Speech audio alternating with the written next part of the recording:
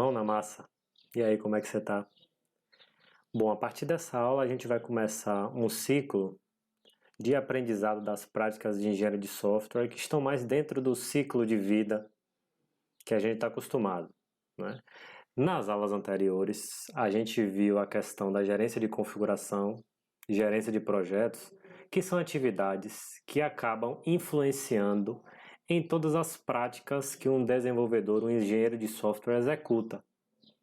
Então, se vocês observarem, ao utilizar o Git para gerenciar a configuração de um projeto, você vai modificar o código, vai modificar os documentos de especificação, vai modificar os testes, utilizando essa ferramenta para gerenciar as versões do software adequadamente. Na gerência de projetos também, você vai ficar gerenciando todas as práticas que estão ocorrendo dentro do projeto. Então é por isso que, a partir de hoje, a gente já vai começar a ver tarefas que são etapas para entrega de um determinado incremento do software, lembrando lá do modelo iterativo incremental que a gente está acostumado, tá? Então a gente vai aprender a gerar um incremento. Então para isso a gente vai ter aula de requisitos, arquitetura, codificação, testes e qualidade, porque essas etapas acabam participando do processo de geração de um incremento da parte mais técnica, certo? É bom deixar claro que eu vou utilizar um exemplo prático para que durante as explicações dos conceitos vocês entendam como isso vai funcionar na prática, certo? O exemplo corresponde ao projeto Rescuer, que é um projeto de interação que eu participei, interação entre Brasil e Europa, que a ideia do projeto era construir um sistema que fosse capaz de gerenciar, né, crise em parques industriais e grandes eventos. O que é uma crise? Pode ser qualquer incidente que venha a acontecer num desses dois tipos de ambiente. Uma explosão, uma briga, manifestação da multidão e por aí vai, tá? Para que fique um pouco mais claro, tecnicamente, como é que o Rescuer funciona? Vamos supor que você está num grande evento, um jogo de futebol, que tem milhares de pessoas envolvidas, e a ideia desse sistema é tomar vantagem das informações que a multidão, que a população dentro daquele evento pode fornecer para os especialistas na área de gerenciamento de incidentes e fazer com que essa informação chegue de uma maneira mais inteligente para os especialistas, para que eles possam tomar melhores decisões e, consequentemente, espera-se que mais vidas sejam preservadas a partir dessas informações mais ricas. Tecnicamente, funciona assim. As pessoas que são consideradas a multidão, que a gente chama de crowd, elas fazem parte de uma camada do sistema que a gente chama de solução móvel da multidão, né, de obtenção de informações de multidão, ou seja, várias pessoas estão lá nos seus smartphones conectadas e caso algum incidente aconteça, as pessoas reportariam informações para essa infraestrutura capaz de coletar as informações da multidão. A pessoa poderia mandar conteúdo em texto, em imagens, em vídeos, tudo isso será útil para que o sistema ele forneça melhores informações para os especialistas, certo? Como é que ele faz isso? Conceitualmente, essa infraestrutura que recebe a informação vai enviar essas informações para os módulos de infraestrutura de comunicação, ou seja, se eu receber uma foto, eu vou diretamente informar as pessoas envolvidas daquela foto. Mas também esse sistema vai ter, por exemplo, um módulo de análise que ele, por exemplo, vai identificar uma imagem e verificar se naquela imagem existe fogo ou fumaça. Porque assim a gente já pode filtrar das milhares de imagens aquelas que fazem mais sentido, ou seja, que devem ser priorizadas para serem exibidas na parte de visualização dos especialistas em emergência, certo? E ao final, esse toolkit de resposta aqui, ele vai tanto organizar as informações para que, por exemplo, bombeiros, polícia visualizem as informações adequadamente, e também eles vão enviar informações de volta para essas pessoas aqui, dando alguma informação, alguma instrução, indicando um ponto seguro onde as pessoas podem ir, porque eles vão ter a noção da emergência como um todo, então eles sabem para qual direção as pessoas podem ir. Então, o sistema trabalha nesse contexto. As emergências, elas eventualmente acontecendo, elas vão ser reportadas pela multidão, onde o sistema ele vai fazer uma análise, classificação, enviar essas informações organizadas e priorizadas para os especialistas em emergência, que vão analisar os fatos e instruir as pessoas para que elas possam se preservar melhor durante essas situações de incidentes, certo? Esse é o contexto do software. Para a gente aprender requisitos, recomendo a leitura do capítulo 7 do Pressman, do 4 do Somerville e o capítulo 1 do Swedborg, que fala de engenharia de requisitos, tá? Vamos começar primeiro tentando entender por que a gente fala de engenharia de requisitos e por que ela parece ser uma atividade tão importante, né? Quando a gente vai iniciar um trabalho num projeto de desenvolvimento de software, a primeira pergunta que a gente se faz, obviamente, é o que é que o sistema deve fazer, né? A gente sabe que para desenvolver um sistema a gente precisa de muitos detalhes. Mas nesse contexto da gente saber o que é que o sistema deve fazer, existem alguns percalços. Primeiro, os usuários que estão envolvidos no sistema sabem o que é realmente necessário para o sistema fazer? Digamos que você vai obter essas informações dessas pessoas, será que elas vão te passar o que elas realmente precisam? Será que elas realmente possuem um bom entendimento das funções que o sistema deve realizar?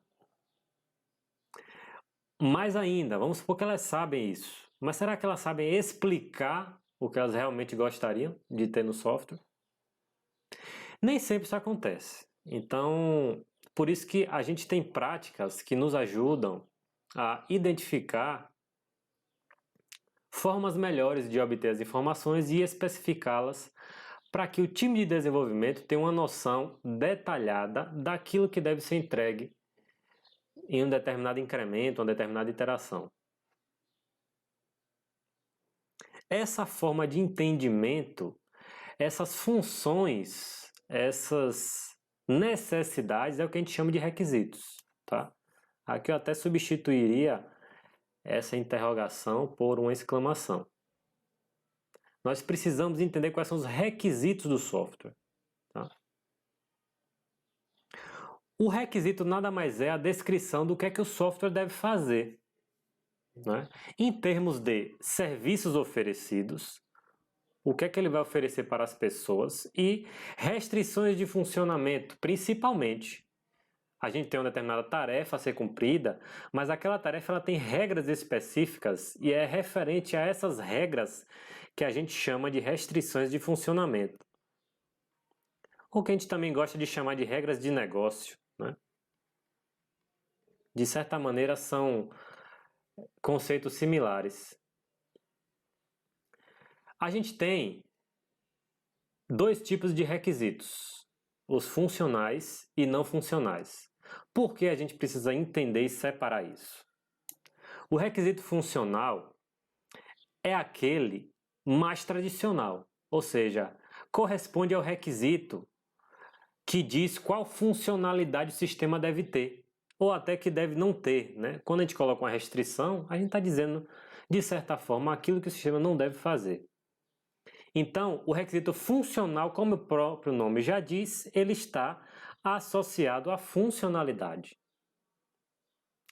Vamos pegar um exemplo do Haskell. A gente tem um requisito, uma necessidade que é o toolkit de respostas de emergência, aquele que os especialistas acabam interfaceando, acessando, ele deve oferecer uma visualização das fotos do incidente. As pessoas tiraram fotos, mandaram essa informação. O toolkit deve fornecer essa visualização. Então, esse é um requisito de funcionalidade. Tá?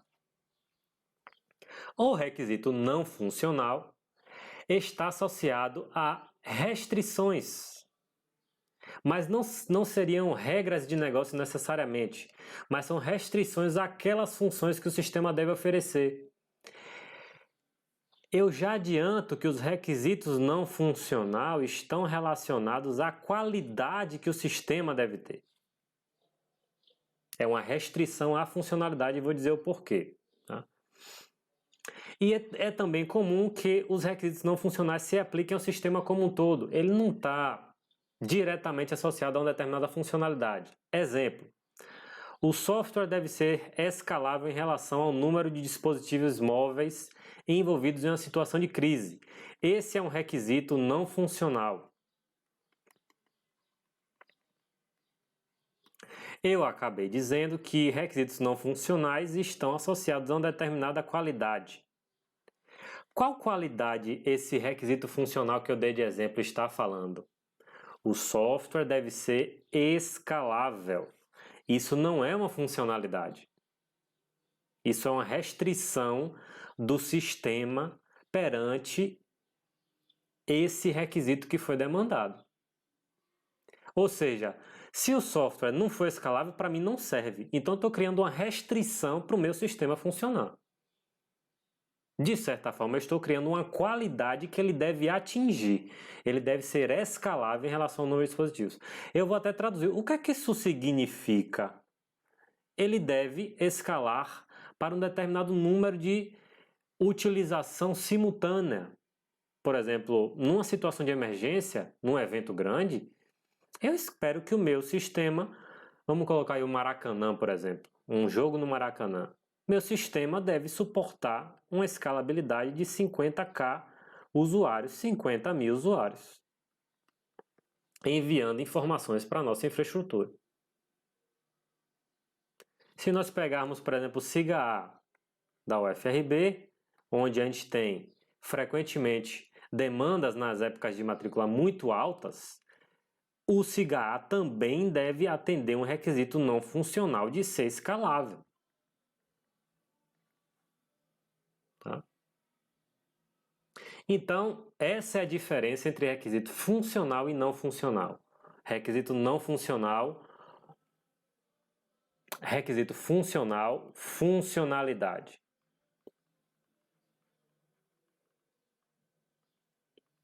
Requisito não funcional, qualidade.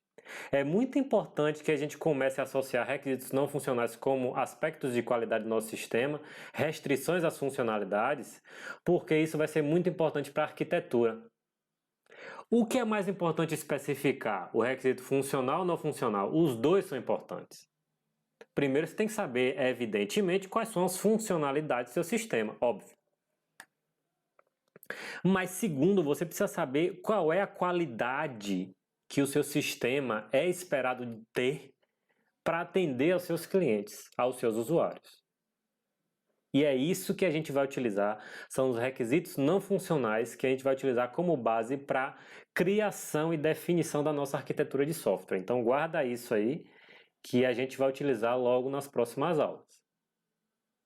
Os requisitos, principalmente os funcionais, eles diferem um pouco em níveis de abstração. Por exemplo, no início do projeto, é muito comum que a gente não tenha um nível de conhecimento do software para especificar em muitos detalhes uma determinada funcionalidade do sistema. Então, a gente acaba descrevendo requisitos de alto nível de abstração, requisitos gerais. Vou dar um exemplo. O toolkit de respostas de emergência, aquilo que a gente já havia discutido antes, deve oferecer uma visualização, das mensagens do incidente, que são SMS, notificações de incidente e relatórios de incidente. Então são três tipos de mensagens a serem recebidas: SMS, notificações de incidente e relatórios de incidente. Perceba aqui que eu não defini o que é notificação de incidente, o que são relatórios de incidente, o que é que tem nesses tipos de mensagens, tá? Então eu considero isso um requisito de alto nível, porque ele não está ele não tem por obrigação definir os detalhes de uma determinada funcionalidade. Ele está apenas introduzindo uma funcionalidade macro para você. Isso é muito útil no início da especificação de requisitos, tá? Um requisito mais baixo nível é, a gente entende que tem que receber uma mensagem do tipo SMS. Aí eu já especifico um outro requisito.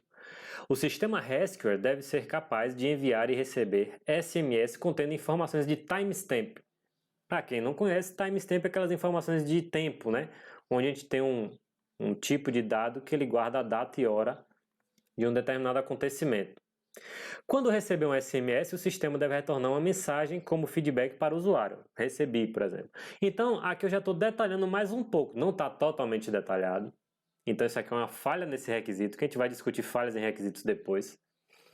Mas ele já descreve em mais detalhes. Eu peguei uma partezinha dessa funcionalidade macro e especifiquei em mais detalhes.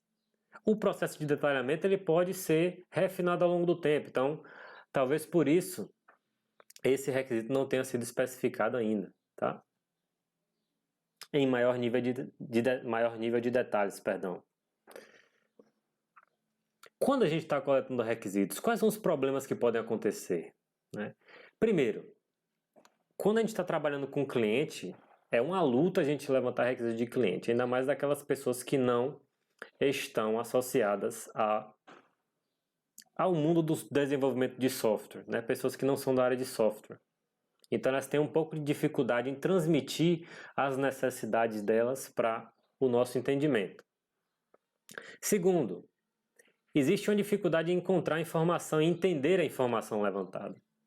Às vezes o cliente explica, mas você não entende muito bem aquilo que ele está pedindo. Às vezes registramos requisitos de maneira desorganizada, isso é uma falha nossa em organização de requisitos. Às vezes a gente tem pouco tempo para verificar o que registramos, isso é muito importante, tá? Às vezes a gente escreve, a gente acha que entendeu, quando outra pessoa vai ler, faltam informações. Então o processo de verificação do requisito é uma proteção para que ele não seja mal especificado.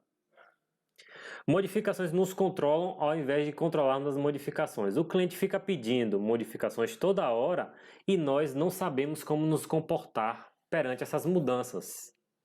Isso também é um ponto que a gente tem que estar sempre prestando atenção. A gente tem que fazer uma engenharia de requisitos com requisitos capazes de serem alterados sem o menor impacto. Isso também é um reflexo da desorganização da nossa especificação, tá? Então, esses são alguns dos problemas que a gente pode enfrentar durante essa fase de engenharia de requisitos. Vou descrever aqui agora para você quais são as microatividades que a gente faz durante a engenharia de requisitos, né? Concepção, levantamento, elaboração, negociação, especificação, validação e gestão. Vamos passar por cada um desses pontos, tá? O que é a concepção? É aquela fase em que a gente está se preocupando em entender o que é o software, qual é o conceito geral dele, qual é o escopo dele. Em análise de sistemas, a gente costuma dizer que a gente tem um determinado universo aqui, né, que a gente chama do domínio. O domínio é uma determinada área do conhecimento, tá? Mas nosso sistema, ele não corresponde a uma área do conhecimento inteira. A gente tem apenas algum extrato de funcionalidades daquela área do conhecimento.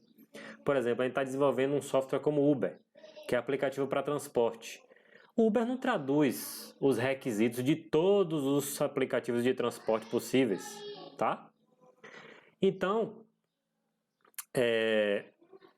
a parte de concepção da engenharia de requisitos nos ajuda justamente a entender qual é o escopo do nosso software, qual é o conjunto de funcionalidades macro que ele possui, tá?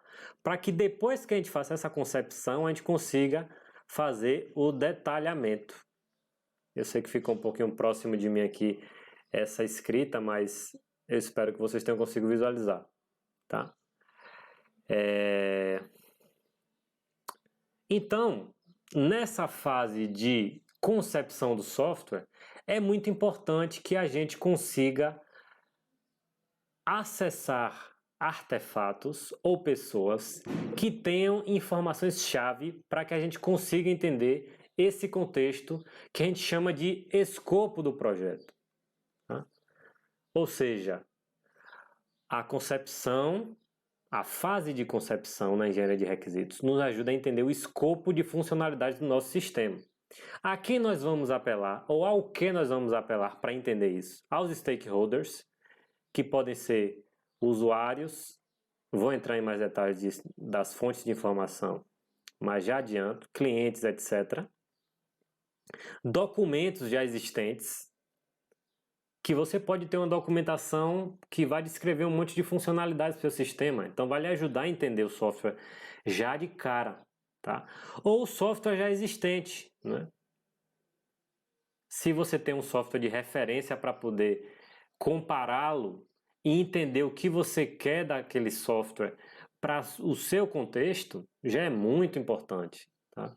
Às vezes, quando a gente não entende muito bem um determinado domínio, a gente vai procurar os concorrentes, por exemplo, para saber como eles funcionam e iniciar o nosso processo de entendimento, a concepção dos requisitos, tá?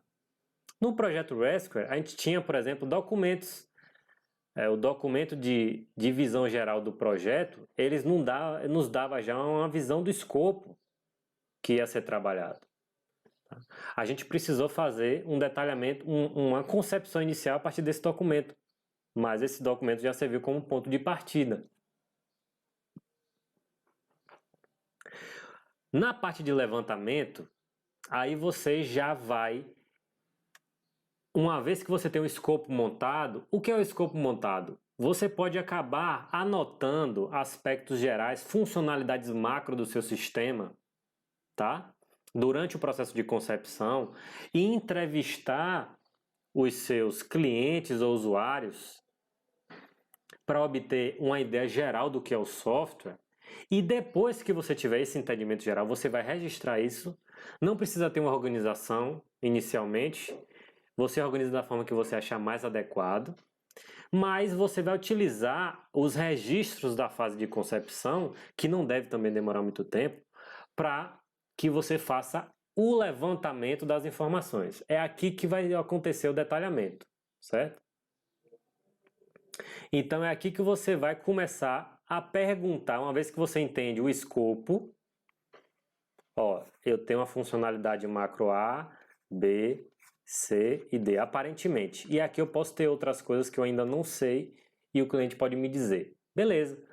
Você vai começar um novo processo com o cliente, com documentos, com o software existente, para você pegar essa funcionalidade macro e começar a detalhar, como eu já falei, em requisitos funcionais e não funcionais. Tá? Aqui a gente pode ter alguns problemas de escopo, de entendimento e de volatilidade. O problema de escopo às vezes pode surgir um requisito X que está fora do escopo inicial e você ter que incluir durante a fase de levantamento. O levantamento de requisito ajuda a identificar essas coisas. Entendimento pode dizer, olha, eu achava que era esse requisito B existia, mas não existe não. E volatilidade é a questão justamente de você adicionar e ficar removendo esses requisitos ao longo do tempo, tá? Pronto. Como é que você vai levantar as informações? Uma vez que você fez a concepção inicial, que eu já disse que pode ser através de uma entrevista inicial, de documentos ou de software existente. Existem algumas fontes de informações, mas a melhor forma de levantar requisitos é você entrevistar o cliente. Ora, se você fez a concepção, você sabe o aspecto inicial, o escopo inicial do sistema, você já pode fazer uma entrevista para tentar detalhar as funcionalidades. Você pode fazer um workshop, juntar várias pessoas, porque às vezes uma pessoa complementa a outra. É uma atividade rica, mas tem que ter cuidado também porque nos workshops algumas pessoas podem acabar ficando tímidas, tá? Análise de sistemas legados, de software existente. Você vai, analisa o software para obter um levantamento, um detalhe maior, porque às vezes o que a pessoa lhe fala não está tão detalhado quanto o sistema existente que você pode analisar, né? Ou aplicar questionários, o que é menos utilizado, certo? Então, aqui são exemplos do Haskell mostrando o levantamento de requisitos. Além daquela parte do toolkit de emergência, né? Um requisito: o sistema deve ter a capacidade de filtrar os dados vindos da multidão. Então vai ter que fazer a filtragem, uma análise dos dados. O aplicativo móvel deve ser capaz de executar em todos os aplicativos. Olha, isso aqui não é uma funcionalidade, isso aqui é um requisito não funcional.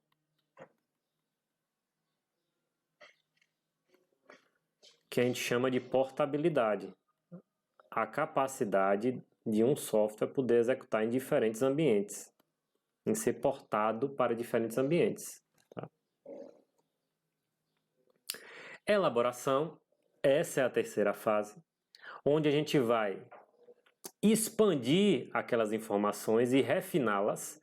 Então, primeiro momento, concepção, funcionalidades macro. Segundo momento, levantamento, detalhamento das funcionalidades macro que a gente identificou. Terceiro momento, elaboração. É aqui que a gente começa a ter uma ideia mais detalhada, graças ao levantamento, e poder expandir as funcionalidades ou refinar elas, tá? Então, esse é o momento de reflexão. Aí você já começa, por exemplo, a ver como é que isso seria implementado, você começa a ver quais fossem essas funcionalidades, começa a ter uma ideia inicial do software, até para ajudar na estimativa depois, tá? No momento de levantamento a gente tinha esses requisitos, e agora, depois da elaboração, você já vai detalhando mais. Por exemplo, o sistema deve ter a capacidade de filtrar os dados vindos da multidão, a fim de mostrar apenas informações confiáveis. A confiabilidade de uma informação pode ser alta, média ou baixa. O nível de confiança será baseado em parâmetros quantitativos. Já está bem mais explicado. A única coisa que eu senti falta aqui é saber quais são esses parâmetros quantitativos, para a gente poder passar isso para o desenvolvedor implementar, certo? O aplicativo móvel deve ser capaz de executar em todos os dispositivos, sem conhecimento prévio sobre plataforma, tamanho de tela ou tipo de hardware. Então seria um sistema bem portável nesse caso aí, né? Aí, eu queria que você desse uma parada, tentasse olhar no seu último projeto ou no projeto que vocês estão trabalhando agora e começar a tentar praticar o processo de concepção, levantamento e elaboração. E vocês vão registrar as informações informalmente, tá? Ou num documento Word, ou escrevendo no caderno, tanto faz. Porque as próximas fases vão ser mais para mostrar a vocês como é que vocês podem organizar a especificação, a escrita dessas informações, tá? Então, se quiser, dê uma pausa no vídeo, faça a prática e a gente retorna logo adiante.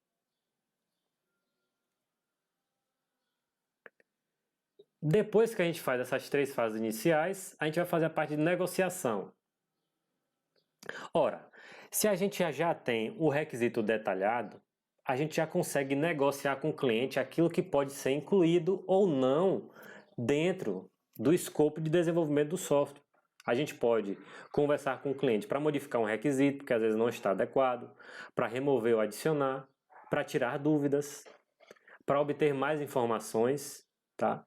Então a fase de negociação é uma fase final onde a gente vai fazer um pente fino com o cliente sobre aquilo que você gerou como resultado e ele validaria essas informações com você, aprovaria ou reprovaria, tá? Nesse caso, no Haskell, por exemplo, a gente fez workshops com as pessoas para tentar eliminar quais requisitos tinham conflitos. Quando a gente entrevistou as pessoas durante o Haskell, a gente tinha pessoas que falavam algumas coisas, alguns requisitos, e outras que falavam o oposto. Então a gente precisava fazer um workshop para entender melhor isso e fazer uma remoção ou modificação dos requisitos, tá? E em entrevistas a gente utilizou para melhorar os requisitos e torná-los mais detalhados, certo? Aí agora a gente começa a entrar na fase de escrever o requisito. É a fase de especificação. A ideia dessa fase, como eu falei lá no início, existem problemas de organização do documento que podem nos levar a problemas durante a execução do projeto, porque às vezes a gente não sabe quando um requisito precisa ser modificado. A gente, por exemplo, não sabe o impacto desse requisito em outros. Então, esses problemas podem ser sanados com uma boa especificação. A ideia é justamente melhorar a qualidade, eliminando a ambiguidade. O que é ambiguidade? É você ter uma escrita lá e essa escrita significar uma coisa para mim e outra coisa para você. Então significa que aquele termo utilizado no requisito ele é ambíguo, certo? Facilitar o entendimento. A ideia é que a gente estabeleça o nível de detalhes maior possível para que não ocorram dúvidas durante a leitura da especificação. E uniformidade na elaboração, ou seja, o requisito precisa ter um formato. E um formato acordado entre todos para que as pessoas entendam da melhor forma possível, certo? Na engenharia de software existem diversos formatos propostos para a especificação de requisitos, certo? Aqui na disciplina a gente vai trabalhar com dois. A especificação mais tradicional e histórias de usuário. Primeiro, na especificação do Haskell, a gente adotou os requisitos de mais alto nível, dando um código a ele, dando um nome ao requisito e uma descrição, certo? Para dar uma facilitada. Primeiro, o nome era importante porque a gente poderia entender qual era a funcionalidade sem precisar ler os detalhes. Segundo, o número, porque a gente poderia se referir a esse requisito sem necessariamente precisar escrever esse título grande depois, tá? Aqui é um outro exemplo de formato de requisito. A gente tem o título com um número para ele. Perceba que os requisitos estão sempre identificados com um código, né? Aqui a gente coloca RF como requisito funcional 002 e os não funcionais seriam RNFs, tá? Aí tem aqui copiar componente.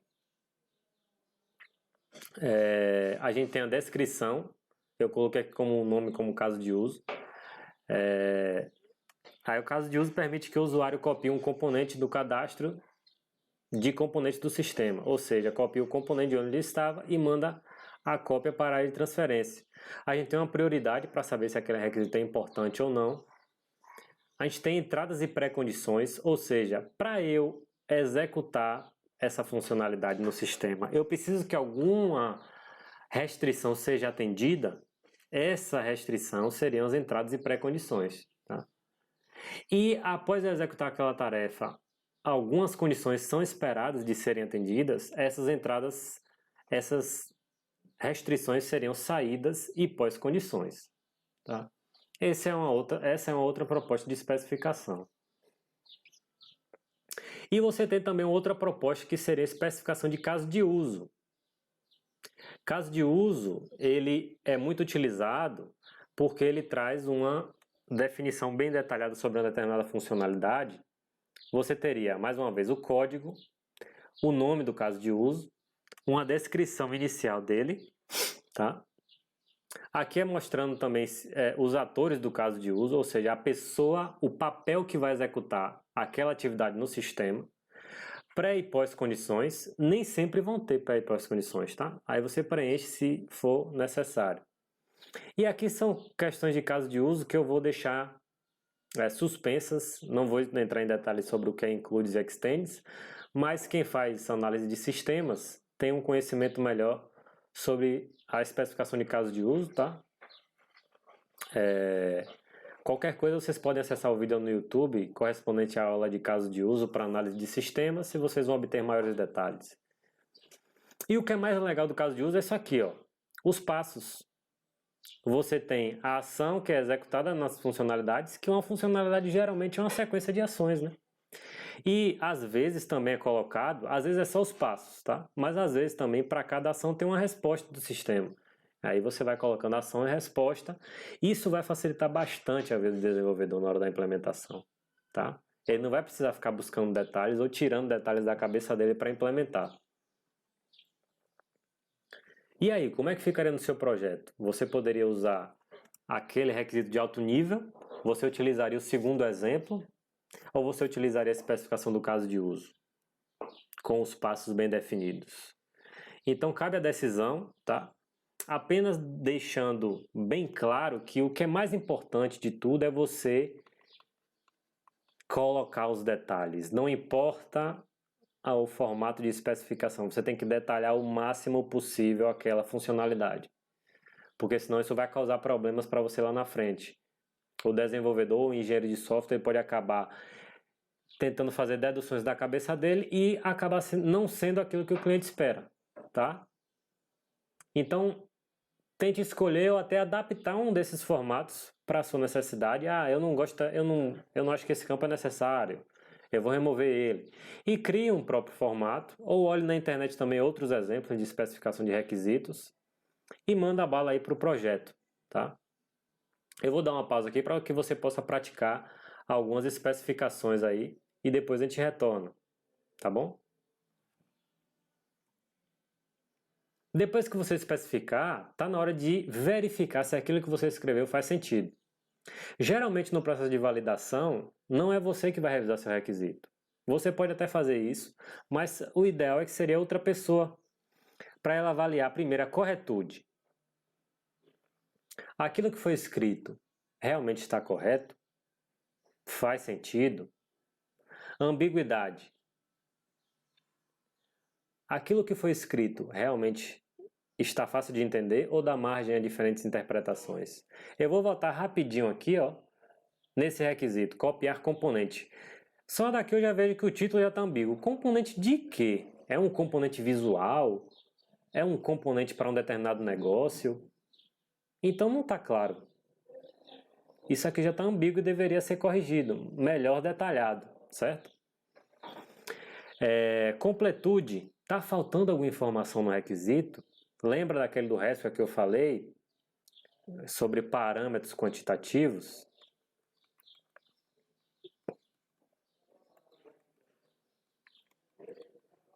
Quantitativos. Está incompleto. Que parâmetro quantitativo é esse?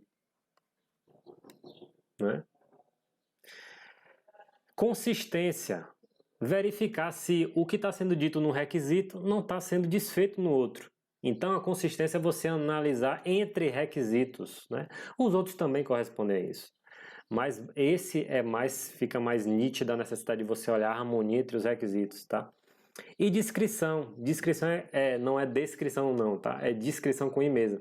É o requisito ser discreto. O que é o requisito ser discreto? Ele descrever aquilo que corresponde apenas à funcionalidade dele e não outra funcionalidade. Às vezes você tem um requisito tão grande que ele está especificando duas funcionalidades em uma. Então ele está um requisito indiscreto. Então é um indicativo que você tenha que quebrar esse requisito em outros ou colocar a informação que está sobrando, entre aspas, em outro lugar. Tá? Essa avaliação que eu falei sobre esses... Aqui são alguns critérios, tá? Existe uma área da engenharia de software chamada de inspeção, onde você faz inspeção dos requisitos, onde você tem um processo formal para tratar esses critérios e tem muitos outros também que são observados, tá? E aí seria uma inspeção mais formal. Ou então você pode informalmente ler o requisito com esses critérios na cabeça e fazer a revisão, tá? Uma vez que você... Vamos tentar agora verificar como é que isso seria utilizado, né? Uma vez que você está no seu processo iterativo incremental, você fez a concepção do software, fez um levantamento inicial, e agora você vai pegar o primeiro incremento do software para especificar. Dentro desse incremento você tem alguns macro requisitos a especificar. Então você vai fazer a especificação dele e vai fazer a inspeção dele. No próximo incremento, na próxima iteração, pega outro grupo, vai especificando e vai atendendo, certo? Vai verificando se está tudo certinho, vai fazendo a validação. Tá? Só para reafirmar aqui, ó, não só esse ponto está incompleto, mas se você ler Aqui, este caso de uso permite que o usuário copie um componente do cadastro de componentes do sistema. Componentes de quê? Ó. Ou seja, copia o componente de onde ele estava e manda a cópia para a área de transferência. Então não está dizendo muito bem o que é esse componente, certo? Então a ideia é que você agora pegue o que você especificou e faça a validação, pelo menos individualmente, e aí vê o que é que pode melhorar, o que é que está incompleto, o que é que está indiscreto e tal, certo? Por último, a gestão. Vamos supor que você fez as especificações, mas durante o processo iterativo incremental vão surgindo novas necessidades. Por exemplo, no primeiro incremento você entregou uma parte do software, o cliente ele já vê o produto de uma forma diferente, então ele já tem ideias que podem ajudar a entender melhor como está o sistema, como ele deve ser concebido. Então pode ocorrer solicitações de modificações, geralmente ocorrem, tá? Então a ideia é que você consiga identificar e controlar essas modificações dos requisitos. Ora, se você tem um documento de requisitos bem especificado, está tudo identificado, bonitinho, você pode, por exemplo, fazer com que essa mudança tenha o menor impacto possível. Você tem uma rastreabilidade. O que é o conceito de rastreabilidade na engenharia de requisitos ou engenharia de software em geral? É você poder saber de um artefato para quais outros artefatos ele acaba impactando ou tendo relação, certo? Vou dar um exemplo. Você tem uma especificação de requisitos que é da seguinte forma: você tem um nome, você tem a descrição, você tem o requisitos relacionados. O que são eles? Vou botar um identificador aqui também. Digamos requisito 001, nome XPTO, descrição reticências. Ele tem relação com o requisito 003. Digamos que o seu formato de especificação de requisito era dessa forma, certo? Se o seu requisito ele está bem organizado e bem formatado desse jeito, vamos supor que o cliente agora pediu uma modificação no requisito 001. Olha como esse seu documento de requisito está bem rastreado. Você vai identificar a mudança nesse requisito e vai verificar que essa mudança vai impactar num requisito relacionado 003. Então, se o documento foi bem feito, você tem a rastreabilidade entre requisitos, pelo menos, você consegue controlar melhor as modificações. Quando o cliente pede, você vai falar, olha, eu vou mudar isso aqui, mas você sabe que isso vai alterar essa e essa funcionalidade, não sabe? Então, é para isso que serve uma boa gestão de requisitos e para isso que serve itens na especificação como quais são os requisitos relacionados a esse requisito daqui. Eles têm relação. Tá? Por exemplo, login, uma funcionalidade de login, ela tem uma certa relação com o cadastro do usuário. Eu não posso fazer o login sem ter uma conta criada. Tá? Então, se eu fiz essa rastreabilidade direitinho e o cliente quiser mudar o login, tem que ver se o impacto vai gerar no cadastro também, certo? Então é para isso que serve esse controle dos requisitos, tá? Digamos que a gente queira, lá no requisito do REST, onde a gente falava da confiabilidade da informação, alta, média ou baixa, digamos que a gente queira mudar essa confiabilidade para 5 níveis. Qual o impacto que essa modificação tem? Então a gente teria que refletir isso com outros requisitos do sistema para verificar o que é que pode acontecer, tá? Se você conseguir, tente fazer algumas práticas de modificações dos requisitos para ver se você consegue identificar o impacto dele e fazer uma gestão melhor dos requisitos, tá? Mas em linhas gerais, a gente passou por um processo aí de engenharia de requisitos. A gente faz a parte inicial de entendimento, fazendo a concepção e o levantamento das informações. Depois a gente vai começar a elaborar os requisitos junto ao cliente, fazer uma negociação para alterar aquilo que for necessário na especificação, depois que a gente entende melhor, e o processo de escrita do requisito e validação, que é muito importante. Tá? Por fim, durante o projeto, a gente vai estar sempre gerindo, vendo o que é que vai mudar de um projeto para o outro, e por aí vai. Tá? Quais são as ferramentas que a gente pode utilizar para gerenciar requisitos? Requisite Pro da IBM, Calibre Requisite Management, Requirement Manager. Eu acho que essa é a sigla, não me lembro muito bem agora. O próprio Microsoft Word, Gantt, que também é uma ferramenta para a gente poder gerenciar as funcionalidades, as tarefas, tá? A maioria que eu conheço é o Word, ou a gente acaba inserindo o requisito no controle de issues de sistemas como GitHub ou GitLab. A gente coloca na própria funcionalidade, na própria descrição da issue lá, a gente já coloca a especificação do requisito, tá? Então tem essas ferramentas aí que a gente utiliza. Agora tem o Drive, o Google Docs, né? O importante é você ter uma boa especificação. A qualidade do requisito ela está mais associada à capacidade da pessoa que está especificando, da equipe que está especificando, do que da ferramenta em si, tá? Tem algumas ferramentas que ajudam, principalmente na questão de rastreabilidade, etc, tá? Mas a tarefa mais complicada é colocar uma boa organização dos requisitos e isso depende do engenheiro de software, beleza? Na próxima aula eu vou mostrar para vocês dois formatos de especificação. Eu mostrei esse formato aqui nesse vídeo, mas ele ainda é bem alto nível. Perceba que eu não entrei em detalhes nele. Aí a gente vai entrar em detalhes em relação ao formato de caso de uso e ao formato de histórias de usuário. É um formato adotado por métodos ágeis, tá? Aí vocês vão ter uma noção melhor de como podem especificar os requisitos. A gente está falando mais dessa fase aqui, certo? Então é isso. Até a próxima.